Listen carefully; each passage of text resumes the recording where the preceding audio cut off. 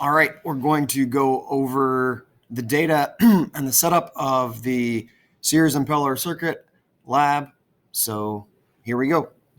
So here's our basic setup. This is a circuit board. There are numbers on the circuit boards that tell me what are the different terminals, and I've gone through and in the directions I've said where those things are supposed to go. So first, right here's my multimeter.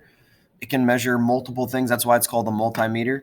So I have that turned to my 20 volt setting. Make sure that you answer question number 2 about what does the DC stand for. Okay, so I'm going to make the connections that I'm told to make first. And when I have gone all the way around from positive to negative, making a complete loop, right, you can see now the light bulb is turned on. And my first task is to figure out the voltage from the battery. So right there, you can read that as 2.82 volts. The voltage across the bulb for lamp 1 is the same, 2.82 volts. So if we're supposed to find resistance using Ohm's law, all right, so our equation for Ohm's law is V equals IR. I want to know resistance. I cover up resistance, so that gives me V over I. So R is V over I. Mathematically, that means I'm going to divide 2.82 volts divided by 0.071 amps, and I'm going to be left with so many ohms of current once we do that math. So 2.82 divided by 0.071, I will let you do that. Power is current times voltage, so 0.071 amps times 2.82 volts.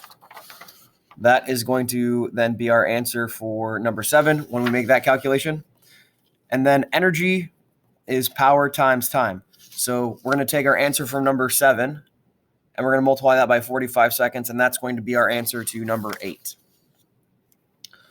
All right, next we are going to connect the bulbs in series. And series, remember, means there's only one possible path for the current to flow. So as I make that connection happen, I should have both light bulbs turn on. And they do, but you'll also notice that the light bulbs are not nearly as bright as they were before, and that's because our resistance has gone up for the circuit and the total current has gone down.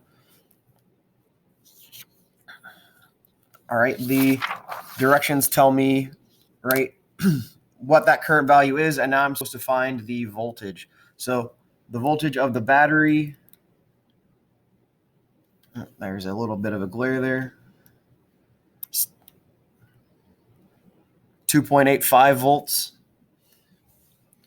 For lamp 1,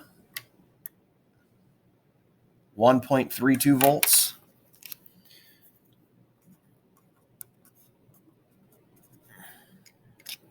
And for lamp 2, 1.52 volts.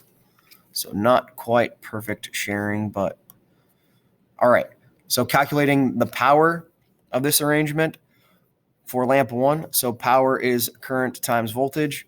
So that will equal 0.052 amps times 1.32 volts. And right, so there is the setup. Then you get to do the math. What happened to the brightness? So that's right. We can see hopefully that when we had 2 of them, that was not nearly as bright as when we just had 1 all by itself. So there's the 2 amp setting. Okay, next is connecting these in parallel. And so I will connect them in parallel. following the steps that are listed in the instructions telling me which things to connect where.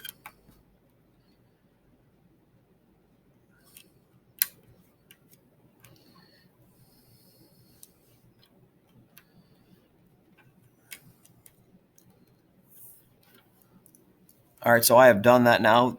I've connected them in parallel, and we can tell these are connected in parallel because, remember, in parallel, if one goes out, they both stay on. So there I just unscrewed that lamp, and the other one stays on as if that other thing didn't happen. All right, measuring our voltages. So the voltage from the battery is 2.67 volts.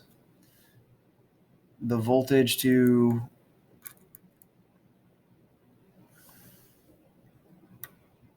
light bulb 1, 2.67. The voltage to light bulb 2, 2.66. So those are all the same.